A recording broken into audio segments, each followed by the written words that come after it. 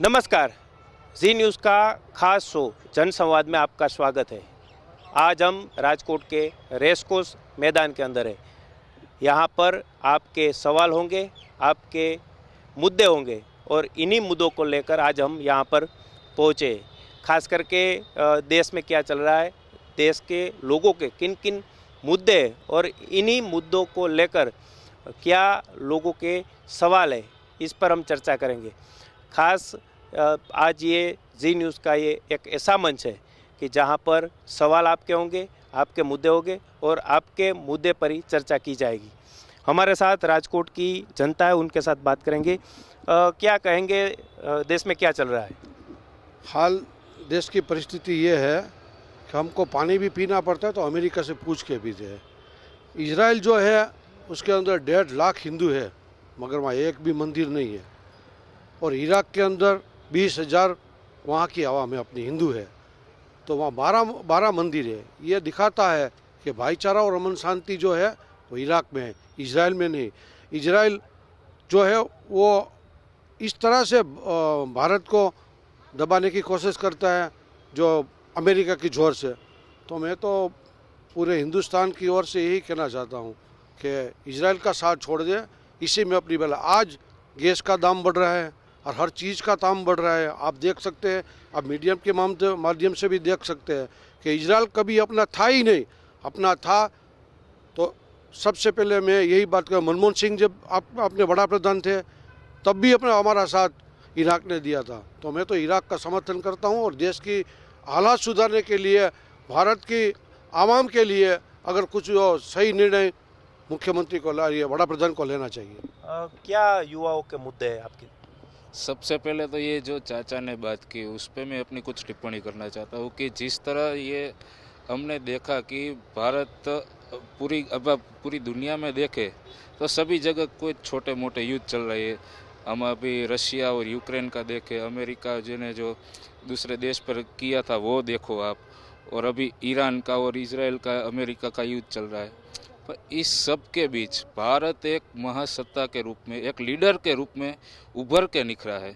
एक युवा के तौर पे मैं ऐसा बताना चाहता हूँ कि भारत का जो अभी जो रिप्रेजेंट कर रहे हैं वो भारत की एक पूरे विश्व में पूरी छवि जो एक अनोखे रूप में निखर के आ रही है। और ये मेरे लिए गर्व की बात है कि भारत जैसा देश पूरे विश्व में एक शांति की अपील करता हुआ देश है और अपनी एक नई पीढ़ी को शांति की तरफ ले जा रहा है। क्या युवाओं के मुद्दे हैं? हाँ, युवाओं के जो मुद्दे हैं उस पर भी अभी एक युवा के तौर पे मैं यही बताना चाहता हूँ कि युवा को क्या एक होता है कि उसको पढ़ाई अच्छी मिले, उसको पढ़ाई के बाद अच्छी नौकरी मिले, अच्छा उसको रोजगार मिले। तो ये भी अभी की जो भारत सरकार है, अभी की जो गवर्नमेंट है उस पे मेरे एक युवा के तौर पे तो बहुत अच्छा काम चल रहा है कि भारत में युवाओं को अच्छी शिक्षा मिल रही है, अच्छी उनको नौकरियां मिल रही है, अच्छे उसे उनको पूरे कई कोप से उस पे युवाओं को अच्छा है। क्या कहेंगे, युवाओं को रोजगारी की बात हो या गृहिणियों की अपनी बात रखनी हो, आपकी क्या बात है और क्या मुद्दे हैं आपके? मेरी तो पहली यही बात है कि जो विश्व युद्ध हो रहा है या युद्ध हो रहा है उसके हिसाब से गृहिणियों पे बहुत असर हो रहा है, जैसे एलपीजी गैस के भाव बढ़ने के, पेट्रोल के भाव बढ़ने के। और मैं एक सामान्य गृहिणी हूँ, मैं जॉब करता लेडीज़ हूँ। इसके हिसाब से जैसे बोल रहे हैं कि गैस के भाव बढ़ने वाले हैं और पेट्रोल के दाम बढ़ने वाले हैं, तो हम तो सामान्य लेडीज़ है तो हम पे बहुत ज़्यादा असर हो रहा है। जैसे आज ही आया न्यूज़ में कि 21 दिन के बाद सिलेंडर देंगे और इसके बाद भी उसके दाम बढ़ते जा रहे हैं।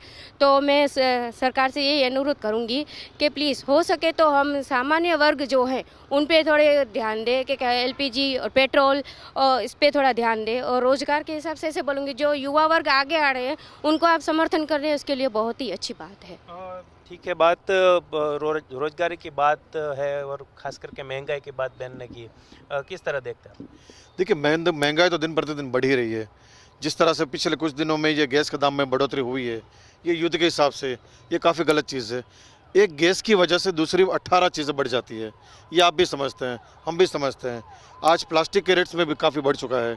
और देखने जाएं तो ये जो युद्ध का जो माहौल है ये काफ़ी डरावना माहौल है और हम ये आपके माध्यम से चाहेंगे कि ये युद्ध का माहौल ठंडा हो जाए, स्थिर परिस्थितियाँ नॉर्मल हो जाएं। और आपने जो प्रश्न किया हमें जो भी युवाओं के बारे में, रोजगार के बारे में, तो कहीं ना कहीं ये युवा जो है फिलहाल गलत रास्ते पे जा रहा है। देश में नशा बढ़ रहा है, जुआ बढ़ रहा है। इस सरकार ने सबसे पहले ड्रीम 11 नाम की एप्लीकेशन शुरू की, लोगों को बताया कि इसमें आप 30% GST दे दो, आप खेल सकते हो जुआ। एक छोटे से रिक्शा वाले ने भी गेम शुरू कर दी। सरकार ने हज़ारों लाखों नहीं लेकिन अरबों की तादाद में GST लोगों से ले लिया, लोगों को गलत रास्ते पर लगा दिया, लोग गलत रास्ते पर चले गए और बाद में बोल रहे हैं आप कि आप ये गेम इलीगल है, इसको आप रेस्ट्रिक्ट कर दो। दूसरी चीज़ आप देखने जाएं कि इन्होंने कहा कि क्रिप्टो करेंसी गलत है। चलिए क्रिप्टो करेंसी इलीगल है, गलत है, बेवजह है, तो why how come you are charging 30% tax on someone income? ये आप उस चीज़ पे आप टैक्स ले रहे हैं जिसको आपने लीगल माना ही नहीं। अगर आप किसी की भी आमदनी पे 30% टैक्स लेते हैं क्रिप्टो करेंसी पे, तो आप उसको बाकायदा लीगल कर दीजिए। संसद में आप ठराव निकाल दीजिए कि भैया क्रिप्टो लीगल है, आप बिटकॉइन ले सकते हैं, इथेरियम ले सकते हैं, कोई भी कॉइन आप ले सकते हैं, NFT ले सकते हैं। जब आप लोगों को पहले करने की छूट देते हैं और फिर आप बोलते हैं कि ये इलीगल है, कहीं ना कहीं ये युवा धन के लिए गलत चीज़ है। इससे बाकायदा मैं आपसे उम्मीद करूँगा सरकार से कहीं ना कहीं युवाओं के लिए बाकायदा नौकरी ढूंढ ले। और ये युवा धन जो मोबाइल के माध्यम से शॉर्टकट पैसे कमाने में जो गलत रास्ते पे जा रहा है, कहीं ना कहीं रुकना बहुत ज़रूरी है, वरना आने वाले दिनों में भारत की स्थिति सचमुच हम देखने जाएं तो बेवजह बहुत ही ख़राब हो जाएगी। युवाओं की बात की जाए तो हमारे साथ कुछ युवा भी है। क्या कहोगे जिस तरह से देश में युवाओं के रोजगारी की बात की जाए या महंगाई की बात की जाए, खास किस तरह देखते हैं देश में क्या होना चाहिए और क्या करना चाहिए सरकार? अगर रिसेंट टाइम में बात करें तो हमारे देश की एजुकेशन सिस्टम जो बहुत ही ख़राब हो गई है। इसमें हमारे ही एक राज्य गुजरात की बात करें तो वहाँ पे ड्रॉप आउट स्तर बहुत बढ़ गया है। पिछले साल 2025 में 2.5 लाख से ज़्यादा विद्यार्थियों ने ड्रॉप आउट लिया है, जिसका कारण गरीबी, बेरोजगारी या उनके माँ बाप के पास रोज़गार नहीं है या फिर शिक्षण की कमी है, जो एक बहुत महत्वपूर्ण कारण है। इसी के दौरान हमारे देश में, हमारे राज्य में नशे का प्रमाण भी बहुत बढ़ता जा रहा है। लास्ट आंकड़ों के अनुसार 25 लाख से ज़्यादा युवान जो सिर्फ गुजरात के हैं, जो है नशे की चपेट में आ गए हैं, जैसे कि शराब है, गांजा है, ड्रग्स है, इनहेल्स है, वो सब वगैरह वगैरह, जो हमारे देश की युवा पीढ़ी को, हमारे देश को बहुत बर्बाद कर रहे हैं, जो एक बहुत ही दयनीय घटना हम कह सकते हैं। क्या स्थानीय मुद्दा क्या है यहाँ पे, कौन से असर करता है लोगों को? इधर स्थानीय मुद्दा तो ज़रूरी है, बहुत ही है, लेकिन जो मेयर थे वो सब अभी ध्यान नहीं दे रहे। स्थानिक मुद्दे देखते हैं तो गड्ढा है, पानी भरने का बहुत ज़्यादा प्रश्न होता है, ये सब मुद्दा है, लेकिन क्या शासन को, प्रशासन को ध्यान दे नहीं रहे, इसलिए पब्लिक को मरना पड़ता है। जो भी चाहे और उधर से जाओ, लेकिन कोई दिक्कत नहीं हो, सब दिक्कत होती है प्रजा को। ऐसा हमें मानते हैं कि आप जो भी करें वो अच्छी तरह से काम करें, हमारे ऐसी पहचान है कि आप अच्छी तरह से वहीवट करें, अच्छी तरह से काम करें, जो प्रजा भी हैरान न हो और सब हैरान भी न हो, ऐसा बोलते हैं हम।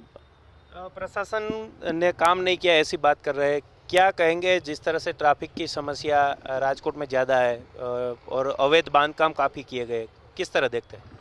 हाल ही में सरकार ने जो कदम लिया है कि अवैध बांधकाम पर पूरा का पूरा नष्ट होना चाहिए, वो काफ़ी अच्छा कदम उठा रही है सरकार। और बात रही ट्रैफिक की, तो ट्रैफिक के अवेयरनेस में भी अभी कई प्रोजेक्ट चल रहे हैं सरकार के द्वारा, तो अगले 1-2 साल में शायद कंप्लीट हो जाएगी, तो ट्रैफिक की समस्या काफ़ी हद तक सॉल्व हो जाएगी।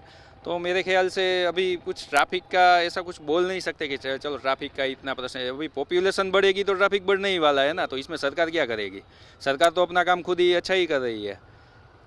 ओवर ब्रिज, अंडर ब्रिज और सभी हो रहे हैं, आपका कहना ये है? हाँ, ओवर ब्रिज, अंडर ब्रिज सभी हो रहा है और सरकार का ट्रैफिक के प्रति बहुत सारा अवेयरनेस है, लेकिन कहीं ना कहीं पब्लिक को भी समझना चाहिए कि ट्रैफिक के जो रूल्स रेगुलेशन है उसको फॉलो करना चाहिए। अभी पब्लिक ही ट्रैफिक के रूल्स और रेगुलेशन फॉलो नहीं करेगी और बाद में सारा दिक्कत सब सरकार पे डालेगी कि सरकार ने ये नहीं किया, सरकार ने वो नहीं किया। लेकिन सरकार आपके लिए बहुत अच्छा काम कर रही है, जो उससे हो रहा है, बन पा रहा है, वो सभी काम कर रही है, फिर भी आप सरकार को दोष मान रहे हैं, तो ये तो गलत बात है। आप किस तरह देखते हैं कि भाई ने कहा कि ट्रैफिक की समस्या काफ़ी कम हो गई है, AQI का प्रमाण दिन से दिन बढ़ता जा रहा है, क्या पोल्यूशन का मुद्दा लोगों के बीच में है? पॉल्यूशन का मुद्दा लोगों के बीच ज़बरदस्त है, क्योंकि मैं यकीनन ये मानता हूँ कि जो ग्लोबल वार्मिंग हाल ही में जो अब हमारे सामने जो सबसे बड़ी समस्या है वो ग्लोबल वार्मिंग की है, और कहीं ना कहीं इस ग्लोबल वार्मिंग की जड़ें में ही हम लोग ही इनके जिम्मेदार हैं। रही बात सरकार की, तो सरकार के सबसे ज़्यादा अवेयरनेस के प्रोग्राम हो रहे हैं, वो सरकार के जो जनप्रतिनिधि है जो सत्ता के स्थान पे बैठे, वो सब लोग भी यकीनन ये मुहिम जैसे कि यहाँ राजकोट में हमारे यहाँ सामाजिक संस्था है, वो भी फ्रंट पे आके ये सब लोगों को जन जागृति के अभियान चला रही है। ये सबसे बड़ा राजकोट में भी पोल्यूशन का बहुत बड़ा अभी AQI यहाँ भी 150-250 तक पहुँच जाता है।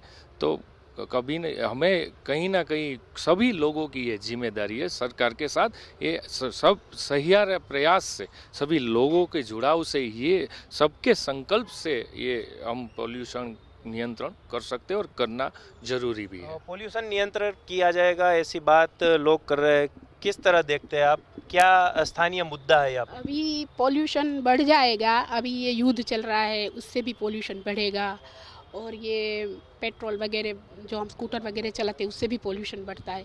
अगर बाय हुक बाय कुक हम लोग ये ट्री मतलब झाड़ नहीं उगाएंगे तो पोल्यूशन इतना बढ़ने वाला है कि हम लोगों को जैसे पानी फिल्टर करते हैं ना, ऐसे हवा को भी फिल्टर करके लेना पड़ेगा। सीनियर सिटीजन जब निकलते हैं सुबह वॉकिंग के लिए तो श्वास लेने में दिक्कत आती है, क्या प्रॉब्लम क्या होता है? हाँ, हम लोगों को थोड़ी सांस लेने में तकलीफ होती है, क्योंकि हमका BP का प्रॉब्लम है, और मेरे को कोरोना भी हुआ था, तब मेरा ऑक्सीजन कम हो गया था। तो please please please by hook bye cook ये एक स्ट्रीट में आप लोग ये झाड़ उगाए और ये काम को बहुत ध्यान दें। हाँ, है हमारा वर्ल्ड में जो वृक्ष उगाने का एक दिन भी हम लोग रखते हैं, पर एक दिन से कुछ नहीं होगा। महीने से मुझे लगता है कि वो जो अपनी एरिया होता है, जैसे कि जागनाथ है, जंक्शन है, area wise by hook bye cook आप झाड़ उगाइए। ये मेरा पहली प्रायोरिटी है। हेल्थ है तो वेल्थ है, हेल्थ का मैं बहुत बहुत बहुत ध्यान देना चाहती हूँ। और अभी हमारा 2 दिन पहले या 1 दिन पहले ही लेडीज़ का क्या बोलते हैं अंतर्राष्ट्रीय महिला दिवस। महिला आजकल आगे बढ़ी है, अच्छी बात है, आगे बढ़ो वो अच्छी बात है, पर वैसे बहुत चर्चा होती है कि राजस्थान की महिला घूंघट में रहती है, वो अच्छी बात है। हम कोई एक टॉपिक पे बात नहीं करेंगे, महिला आगे बढ़े, पर इसका मतलब ये नहीं है कि आप घर को उछाल लो। उछाड़ो मतलब छोड़ दो, घर का भी ध्यान रखो। अपनी बेटी को मैं तो यही सोचती हूँ कि वही सही होगा, अपनी बेटी को कम से कम खाना बनाना तो सिखाओ ही। आजकल तो लड़कियाँ शादी ही नहीं करती, पढ़ी लिखी है, हम तो कमाते हैं, हम शादी नहीं करेंगे। आगे जाके हमारा समाज में क्या होगा सोचिए तो सही। 20 साल बाद ऐसा होगा कि हम लोग अपनी लड़के और लड़कियों को कहाँ शादी करने के लिए जाएंगे। हमारे मान लो कि हमारे ब्राह्मण की लड़की है, वो शादी नहीं करेगी, शादी करेगी तो वो पढ़ती है, जॉब करती है, तो मैं बच्चे नहीं करूँगी, तो आगे समाज का क्या होगा ज़रा सोचिए। ये इस बात पे ज़रा सोचने की ज़रूरत है। आगे बढ़िए, सब कुछ कीजिए, पर इसके साथ अपनी मर्यादा को मत छोड़िए। एजुकेशन की बात की जाए, स्वास्थ्य की बात की जाए, तो किस तरह का देश में क्या मुद्दा रहता है और खास करके स्थानीय मुद्दे क्या है? स्थानीय मुद्दे तो काफ़ी है, लेकिन मैं अभी ये आपके माध्यम से एजुकेशन के बारे में उजागर करना चाहूँगी। जैसे भाई ने अभी आगे युवा ने बोला है कि एजुकेशन के लिए, उन्होंने बहुत सही बोला है जो बोला है वो, लेकिन मैं एक और भी चीज़ बोलना चाहती हूँ कि हमारे जो एजुकेशन में जो पाया है वो शिक्षक लोगों का है, ठीक है। अगर आप शिक्षक लोगों को शिक्षा दें, मतलब पढ़ाने के अलावा और भी कामगिरी सौंपते रहेंगे करेंगे तो वो आगे काम कैसे करेंगे। सरकार उन्हें BLO का काम सौंपते हैं, कुत्ते गिनती करवाने का काम सौंपते हैं। और ये अभी तो ये कुछ नया आया है कि भाई आसपास में कुछ ये ड्रग तम्बाकू या सिगरेट या कुछ 100 मीटर के दायरे में कुछ भी चल रहा है तो वो उनकी जिम्मेदारी बढ़ जाती है कि अगर हो गया तो स्कूल के ऊपर, प्रिंसिपल के ऊपर या ट्रस्टी के ऊपर कोई भी एक्शन लिया जाएगा। तो मेरे ख्याल से वो गलत है। आप उनके ऊपर इतना बोझ बढ़ाओगे तो वो बच्चों को बढ़ाएंगे कब, दूसरी जो उनकी एक्टिविटीज़ है उस पर कब ध्यान देंगे। तो ये मेरे ख्याल से ये सरकार को थोड़ा उसके बारे में सोचना चाहिए कि जिसका जो काम है उसको सौंपे। अगर उनके पास ये काम के लिए कोई नहीं है तो यूनिट और बढ़ाए और करे, हम उनके साथ हैं, ऐसा नहीं है कि हम सरकार के साथ नहीं है।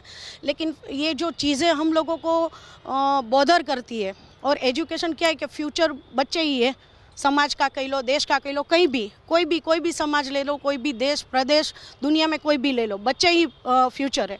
अगर उनके ऊपर प्रॉपर ध्यान नहीं देंगे तो ये चीज़ हो नहीं पाएगी। और एजुकेशन में लगता है एक और भी मुद्दा है कि जो ये ड्रग्स का, गांजे का, ये शराब, सिगरेट, वो सब चीज़ें बच्चों के आसपास बढ़ती जा रही है और एजुकेशन सेक्टर के आसपास ही ये सब कुछ चीज़ें प्रोवाइड की जा रही है। तो उसके ऊपर मैं अपने माध्यम से सरकार से अपील करना चाहूँगी कि उसके ऊपर कोई एक्शन ले और ये सब चीज़ें समाज से दूर करने की कोशिश करे। उसके लिए जो सहायता आम जनता की चाहिए, आगेवानों की चाहिए, कोई भी चाहिए, वो चीज़ में वो आगे बढ़े और हम सहयोग में साथ में रहेंगे। देश में काफ़ी बार ऐसा देखने को मिल रहा है कि भ्रष्टाचार का मुद्दा लोगों के बीच में ज़्यादा रहता है। क्या सरकार को किस तरह इनका उकेल लेना चाहिए और क्या मुद्दे हैं खास करके भ्रष्टाचार के?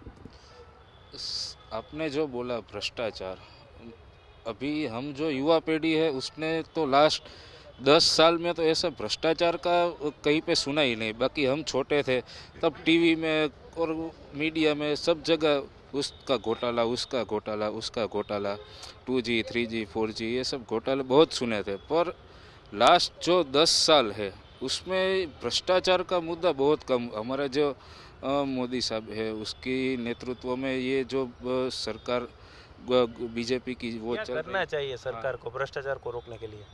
भ्रष्टाचार एक ऐसा कीड़ा है कि जो वर्षों से चला आ रहा था। उसके लिए पार्टी अपना लोगों को और अधिकारी दोनों में एक ऐसी समानता होनी चाहिए कि लोगों का काम वो अच्छे तरह से करें। और लास्ट 10 साल में तो भ्रष्टाचार बहुत कम दिखने को मिला है। क्या ये बात सही है कि पिछले 10 सालों में भ्रष्टाचार कम हो गया है? 2014 से भ्रष्टाचार को इतना बढ़ावा मिल गया है कि आप पूछे मत। जिस तरह से ये नई सरकार आई है उसको कुछ समझो ज्ञान ही नहीं है, तो भ्रष्टाचार, हर चीज़ का भ्रष्टाचार जो है वो बढ़ता ही जा रहा है। और हमारे पूरे हिंदुस्तान के अंदर हर चीज़ का भ्रष्टाचार हो रही। मैं किस किस पे मुद्दे पे बात करूं ये भी अल्फाज नहीं है, क्योंकि हर चीज़ का भ्रष्टाचार जो अगर होता है तो ये अभी 14 से जो आए हैं ना तब से भ्रष्टाचार बढ़ गया है। भ्रष्टाचार बढ़ गया है ऐसी बात कर रहे हैं। क्या रोड, रास्ता, बिल्डिंग का कंस्ट्रक्शन, ये सभी बात चल रही है देश में, विकास की बात किया जा रहा है। क्या मुद्दे हैं आपके और युवा की तरफ से आप क्या कहेंगे? एक युवा के तौर पे अभी हाल ही में बजट सत्र के दौरान ये मोदी जी के नेतृत्व में जो सरकार अभी देश में कार्यरत है उन्होंने AI टेक्नोलॉजी पे जो प्रावधान अलग से दिया है, उससे AI टेक्नोलॉजी से युवाओं को खास क्रिएटिविटी और कंटेंट के माध्यम से जो जॉब के द्वार खुलेंगे। वैसी तरह आपने रोड की बात की है, इंफ्रास्ट्रक्चर इंटरनल की बात की है। जब से बीजेपी गवर्नमेंट सेंट्रल में आई है तब से जो कश्मीर के अंदर वो टनल निकाली, सबसे बड़ी टनल निकली, इंटरनल कनेक्टिविटी में आज नेशनल हाईवे की कनेक्टिविटी देखिए, राजकोट के रोड देखिए, सभी जगह विकास और डेवलप। अभी मोदी जी को सत्ता में रहे हुए करीबन 25 साल से ज़्यादा का समय हो चुका है गुजरात के मुख्यमंत्री के तौर पे और देश के सम्मानीय वड़ा प्रधान के रूप में। उन्होंने ये 25 साल में जो विकास की बात पे जो चुनाव से लेके हर दिन जो नए नए इंफ्रास्ट्रक्चर खड़े हो रहे हैं देश के अंदर, वो उन्होंने बाकायदा लोगों ने उनकी विकास की राजनीति को स्वीकार किया है। और इंफ्रास्ट्रक्चर आप हम कल अभी राजकोट की बात लीजिए तो यहाँ कटारिया चौकड़ी बीच में जो केबल ब्रिज का निर्माण हो रहा है वो शायद गुजरात में सबसे पहला ब्रिज केबल ब्रिज का निर्माण राजकोट में हो रहा है। विकास का इंफ्रास्ट्रक्चर की बात की जा रही है, एक गृहिणी की तौर पे आप किस तरह देखते हैं, सरकार को क्या करना चाहिए कि महंगाई कम हो? हाँ, पहले तो अपना भारत देश खेती प्रधान देश है, तो खेडूत लोग हैं उनको फार्मर को जितनी हो सके इतनी सहायता करनी चाहिए। पहला मुद्दा वही होगा, जो ये मेन मुद्दा होगा, तब भी अनाज उगेगा, तब भी गरीब लोग, हमारे देश की गरीबी कम होगी। और भारत देश वैसे बहुत भारत देश में संख्या है, इसलिए पहला मुद्दा मेरा यही रहेगा गरीबी हटाने के लिए कि खेती प्रधान देश को आगे बढ़ाया जाए। ये मेरा पहला मुद्दा है। और सब्जी और गैस के सब भाव बहुत बढ़ते जा रहे हैं, तो गरीब लोग क्या करेंगे? इसलिए प्लीज़ प्लीज़ प्लीज़, अनाज तो इतना उगता ही है हमारे इंडिया में, खेती प्रधान देश है, अनाज तो उगता है, फिर ये महंगाई क्यों है? बस मेरा यही सवाल है, महंगाई क्यों है? महंगाई का प्रश्न सबसे बढ़िया है। यहाँ पर युवा है हमारे साथ, क्या कहेंगे? जिस तरह इंफ्रास्ट्रक्चर की बात की पाई ने, खास डेवलपमेंट हो रहा है, ऐसी बात हो रही है, किस तरह देखते हैं आप एक युवा के तौर पे? एक युवा के तौर पर अगर अब हम लोग बात करें तो हमारे देश में डेवलपमेंट तो हो रहा है, लेकिन कहीं ना कहीं भ्रष्टाचार भी हो ही रहा है। साथ ही साथ डेवलपमेंट यकीनन हो रहा है, बहुत ज़्यादा हो रहा है। मोदी जी सरकार बहुत अच्छा काम कर रही है, लेकिन जो ये लोग बिल्डर है, कॉन्ट्रैक्टर्स है, कई बात पर अपनी कट रख के जो करप्शन करते जिसका भुगतान आम जनता को करना पड़ता है। हमारे ही पैसा है, हमारे ही भुगतान है, जो बहुत ख़राब बाबत है, बहुत ख़राब बात है। ये नहीं होना चाहिए। आप एक युवा के तौर पे क्या देखते हैं, क्या कौन से ऐसे मुद्दे हैं जो युवाओं को सीधा असर करता है? नहीं किस तरह देखते हैं कि जिस तरह से युवाओं को सबसे ज़्यादा कौन से मुद्दे असर करता है? युवाओं को पहले तो 31 साल में बीजेपी की सरकार जो गुजरात में थी वो नौकरी तो दे नहीं सकती। अब जो युवा है वो ड्रग्स में ऐसे चले गए सब। ये 30 साल में गुजरात में जो कुछ नहीं हुआ तो 11 साल में दिल्ली में जाके क्या करेंगे? ऐसा ही सब चलता है, ऐसा ही भ्रष्टाचार चल रहा है। हम देख रहे हैं, क्या कोई बोलता ही नहीं है। ऐसे भ्रष्टाचार चल रहा है। दिखता है कि वो ब्रिज बनाया। अभी ये हीरासर एयरपोर्ट का ही ले लो, वो इंटरनेशनल एयरपोर्ट का नाम दिया है, लेकिन एयरपोर्ट इंटरनेशनल एयरपोर्ट की कोई सुविधा जैसी तो बात नहीं है वहाँ पे।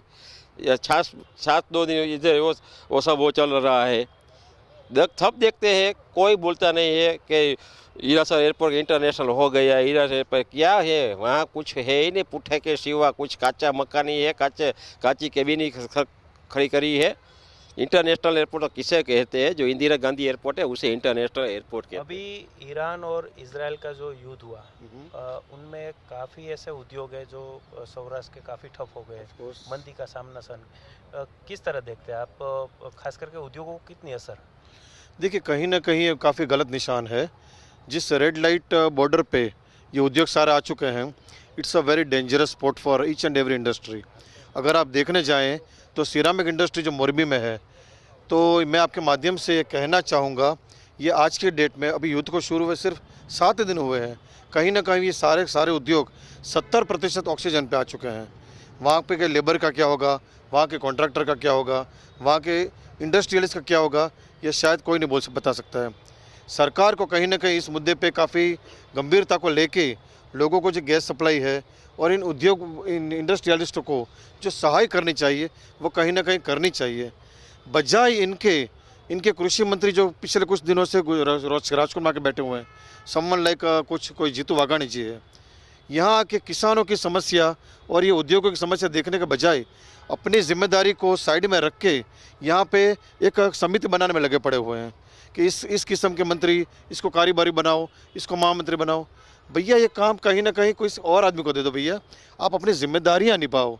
यहाँ पे आके उन्होंने मैंने देखा, जो मैं आई एम पर्सनली शॉक्ड, यहाँ के जो स्वर्गीय मुख्यमंत्री जी, जिन्होंने राजकोट को कहीं ना कहीं एक नया चेहरा दे दिया, पूरी कायनात में राजकोट को एक नया स्वरूप दे दिया, एक पहचान बनाई। स्वर्गीय रूपाणी जी की श्रीमती जी को उन्होंने सिर्फ कारोबारी में ले लिया। तो क्या यही इज्जत है अपने एक्स मुख्यमंत्री जी की फैमिली की? काफ़ी गलत बात है। तो मैं आपके माध्यम से कहना चाहूँगा कि सरकार अपने मुख्य मुद्दों पे ध्यान दे, इन उद्योगों पे ध्यान दे, लोगों की तकलीफ़ों पे ध्यान दे। आज अगर भगवान न करें ये मोरबी के उद्योग कहीं खस्ता हो गए हैं तो मान के चलिए भैया, ये सारे के सारे लोग, तकरीबन 2 लाख से ज़्यादा लोग बेरोजगार हो जाएंगे। कहाँ जाएंगे ये लोग? ये काफ़ी गंभीर मुद्दा है। ये राजकोट की जनता थी, इनके ये मुद्दे थे और इनके ये सवाल थे जो जी न्यूज़ ने आज जनसंवाद में लोगों के साथ बात की। जनसंवाद एक ऐसा प्लेटफॉर्म है कि जहाँ पर लोगों के मुद्दे और उनके सवालों को सरकार तक पहुँचाता है। आज लोगों ने अपने अपने मुद्दे जी न्यूज़ के समक्ष रखे। उनमें शिक्षण का मुद्दा था, बेरोजगारी का मुद्दा था, आरोग्य का मुद्दा था और जिस तरह देश में महंगाई चल रही है, इन मुद्दों पे लोगों ने अपने सवाल सरकार के समक्ष रखे। अब सरकार इन लोगों के मुद्दों का किस तरह उकेल लाती है वो भी देखना महत्व रहेगा।